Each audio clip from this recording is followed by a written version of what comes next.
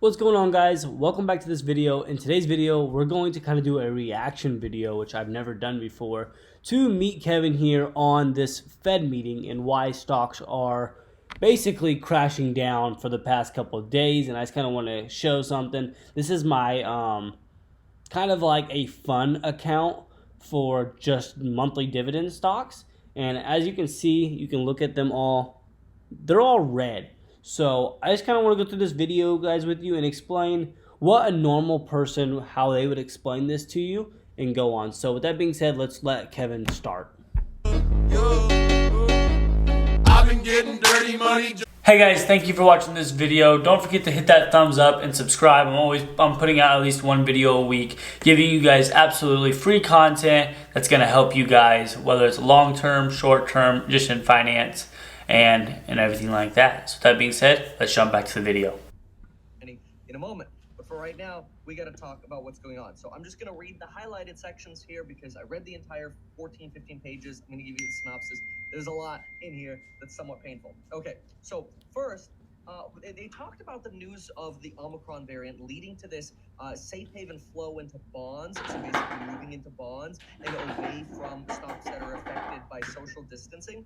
This has obviously reversed. This has reversed because the market has essentially deemed that Omicron is substantially less mild, which in all intents and purposes.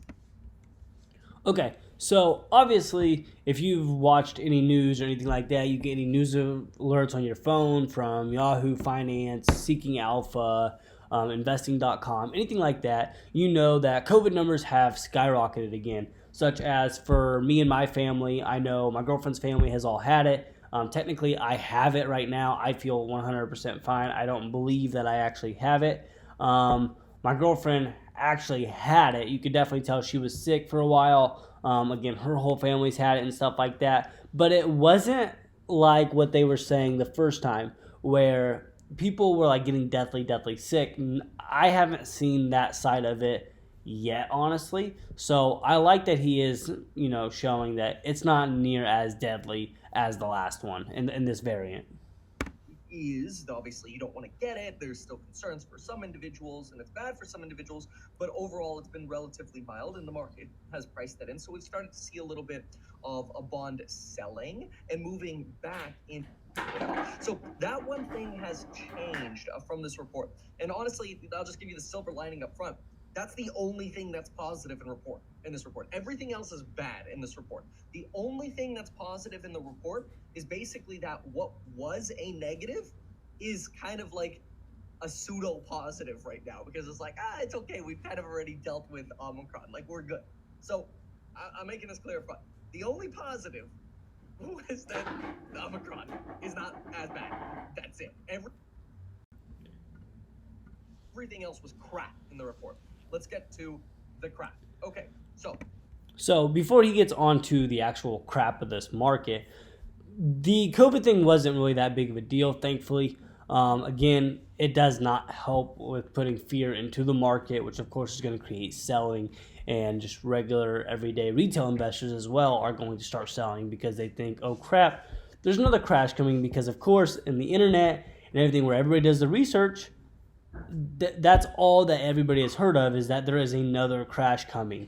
So I just kind of wanted to make sure that was really clear. Fast, let's hit play.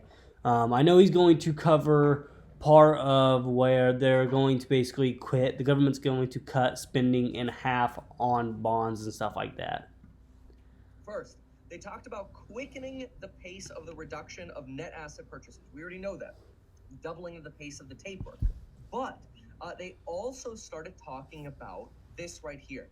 The timing of the beginning of removal of a policy accommodation coming closer, and market participants began to discuss how balance sheet reduction might come into the future plans. This right here is essentially the Federal Reserve taking a vacuum cleaner to the market to get excess liquidity out of the market, right? We've talked about that over the last couple of days. We didn't expect them to talk so severely about it in these minutes, though. So this almost kind of feels like a little bit of a rug pull because it kind of just came out of nowhere. Like on Monday, somebody made some comments on this from the Federal Reserve, and it was almost kind of like they purposefully planned to just soften the blow of this minute release. Like they knew it was going to be bad.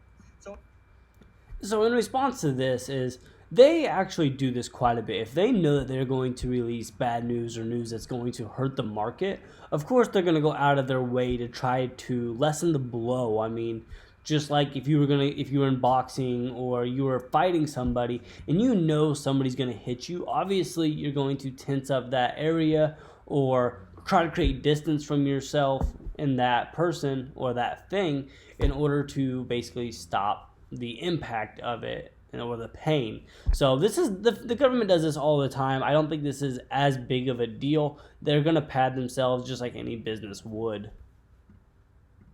So anyway, the committee's previous experience with policy normalization, this is important. Considering the committee's previous experience with policy normalization, alternative approach for removing policy accommodation, the timing and sequence of policy normalization actions, and the appropriate size of composition. Okay, so now we're talking about the past, and then they're going to compare to the past to the current.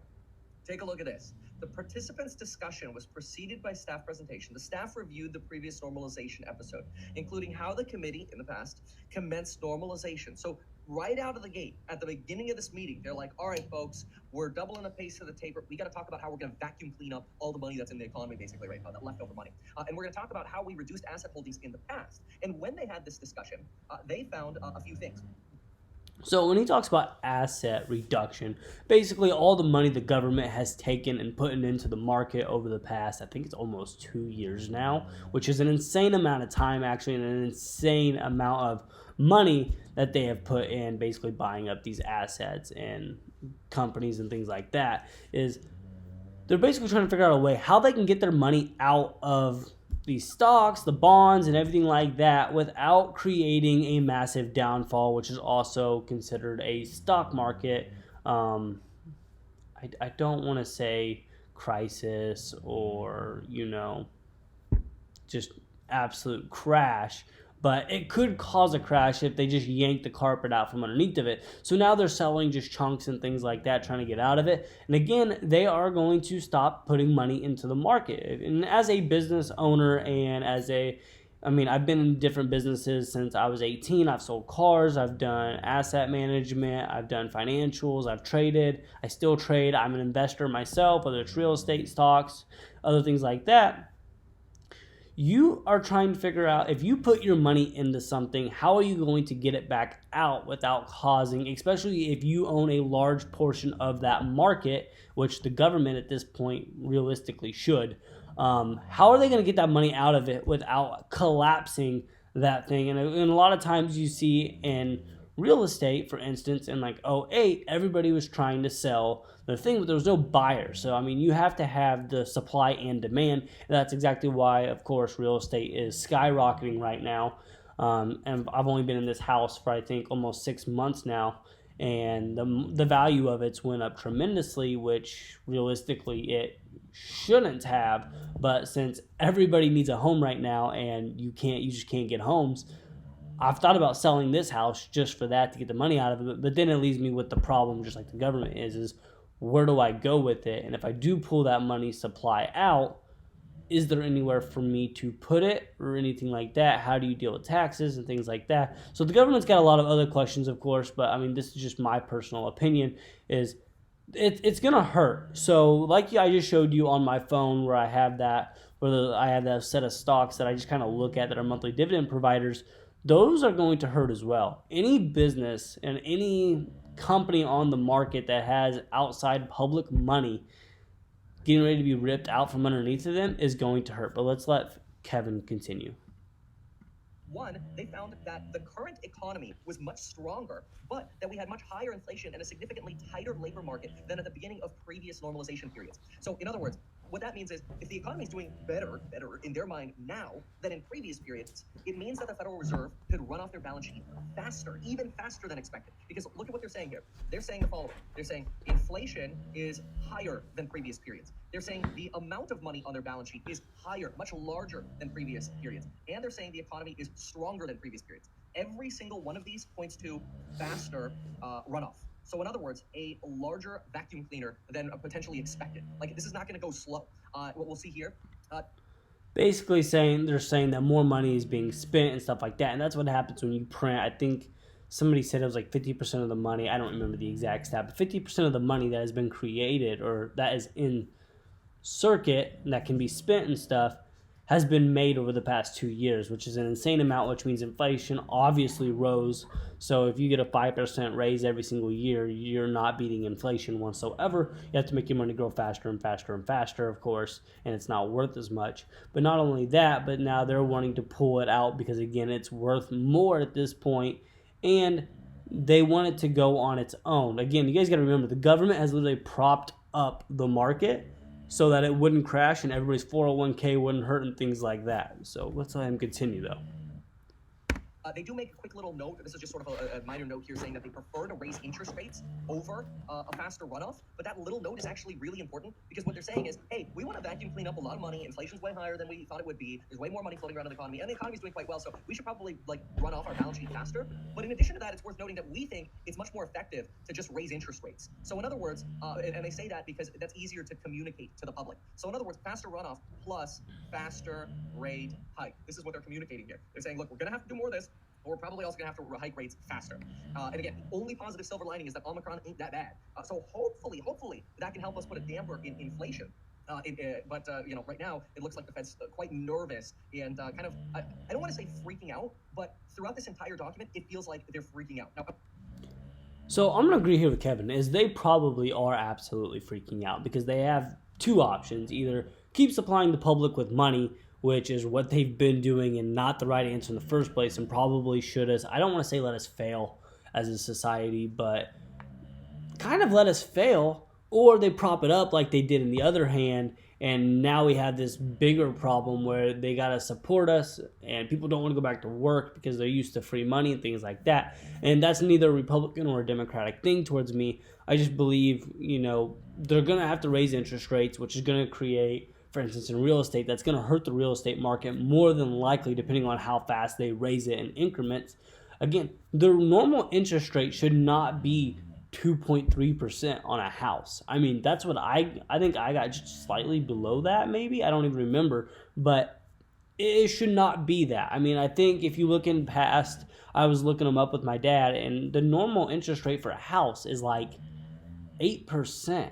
But that price of the house is quite a bit down compared to the market that I'm in, where normal houses, it's a factory place. Like most people here work in a factory in Indiana, in the Midwest. That's a normal thing. People understand that. And the normal salary is like 45, 50 grand, which is good. You can live off that, no problem. But when a house that was normally $175,000 now becomes $225,000 and $250,000, that now becomes harder to sell in a market where most people can't afford a $300,000 and a $400,000 house, but that's all they can get into because they don't want to live in a box and they want something decent that's going to keep going up in value. They want to live in a decent neighborhood. They got kids. They got a school district, things like that. So again, interest rates are going to climb. I don't think we really have much of an option when it comes down to naturally doing that. They're going to have to go up, and the Fed is going to be freaking out more than likely because they got to figure out how to do this without spooking the market. Again, this is all going to come down to how bad do they want to spook the market? How fast do they think people are going to react and investors and stuff like that? How fast is Wall Street really going to react to them pulling money just out of the market and seeing how fast we fall or how fast we recover back on our own? And again, that's the billion dollar question. I want to keep going through some of the scary things that are in here. I just really quickly have to get out of this way. Thank you to today's sponsor, Masterworks. Masterworks allows retail. We're going to skip this. Don't care. Of maturities for treasuries was actually shorter than the previous normalization effort. Okay, I told you this stuff just keeps getting worse and worse. Okay, so now what we have to write over here is shorter bond duration that they bought, which also reiterates faster runoff and reiterates a faster takeoff for interest rates. Shorter bond duration is not a good thing whatsoever either, but I mean, I don't think that's as big of a deal to cover. But some more bad news. The balance sheet, look at this, they bluntly tell us here, the balance sheet could potentially shrink faster than the last time However, several participants noted concerns about the vulnerabilities in the treasury market. A couple of participants noted that the repo market could help mitigate such concerns, and that participants judged the Federal Reserve to be in a better position for normalization than in the past. So again, if the better positioning in the past, this right here is a problem for equity markets. Why? Because if we are in a, quote, better, I'm running out of room over here, better because there's so much bad news. So we're in a better position to run off the balance sheet. We're vacuuming out money in the market. We've got a stronger economy. We've got a bigger balance sheet than previously. We got more inflation and shorter bond durations, which all imply that's it. We need to have a faster movement in the taper, which possibly also. When he says vacuum out money in the market, I just want to make sure everybody's clear because I know some of my friends would be like, what the heck does that mean?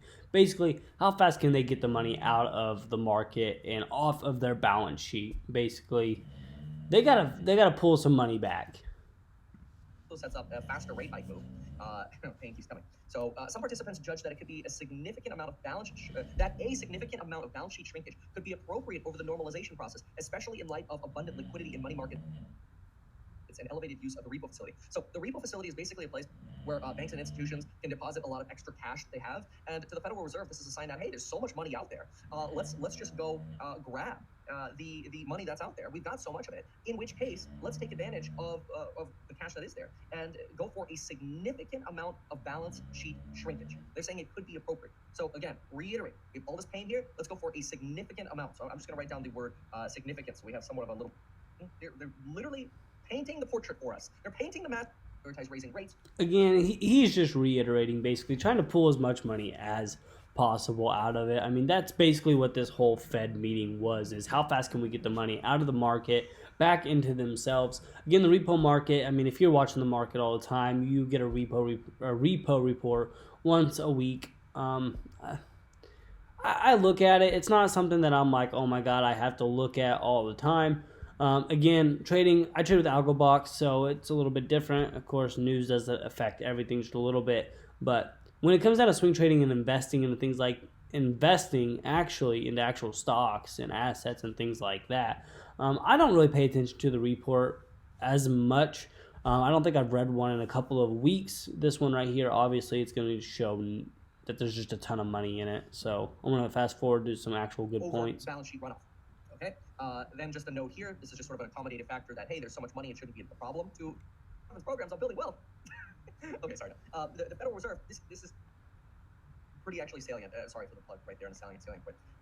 Report that we just got actually showed a substantial decline in inflationary pressures on this. So this is where there's another small silver lining here. Okay, and I'm going to give a conclusion for how you want to invest in just a moment. But there's another silver lining here. This Fed report. There we go. This Fed report.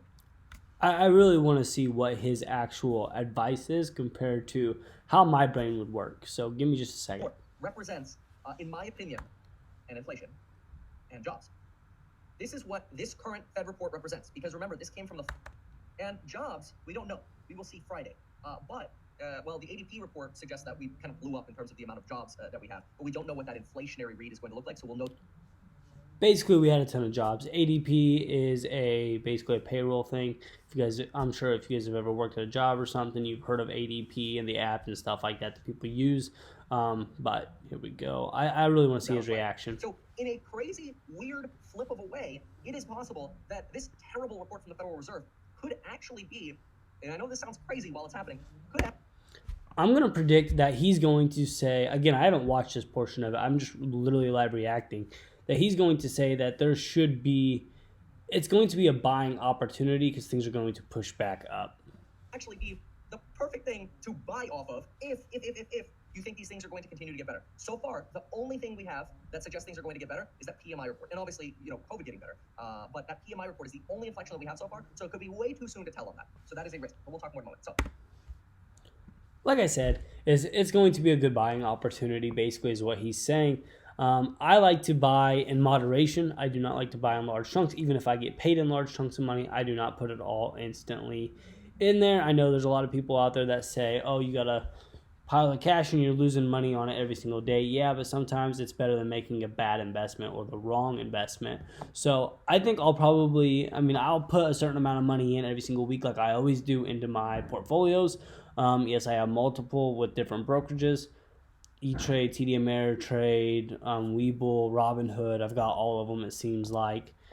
I don't have Fidelity. But anyways, it's going to be a good time to buy, basically, is what he's saying. And I'm not saying that he's wrong whatsoever. I think that that's a personal opinion on whether you want to do that or not. I would rather, like a lot of people saying, if you look at research, if you just dollar average into those, I have the stocks that I like. Obviously, if one of those stocks that I like and I keep buying more of falls, I'm going to buy maybe a little bit more of that one compared to one that is up at that time, and that way, it kind of evens out. And again, eventually once that stock falls, I'll buy more of that, and that other one will probably be up at that point in time. Sometimes I'll be able to just buy a little bit more of both. So that's where I sit with those. I'm not going to continue to go on with this video because, again, it's just going to be more of the quantitative easing and things like that. If you don't know what quantitative easing is, it's basically them putting money in the market and basically pushing it up and then dealing with interest rates and things like that. So that being said, guys, I hope you guys enjoyed this. Having a couple perspectives on the market. I'm not disagreeing with Kevin whatsoever on this one. I like Kevin. I know him more of a as of a real estate guy rather than a market guy. Again, I've done nothing but the stock market for 7-8 years now. This is what I love to do. I love reading markets and trading and investing and stuff like that. That's what I've always done. Money interests me. But this one's not a bad reading whatsoever. I like how he actually goes through the actual report, and that's why I chose this video to react to of him. And it was today, and the Fed does dramatically change the markets. So that being said, thank you guys all for watching, and I will see you guys in the next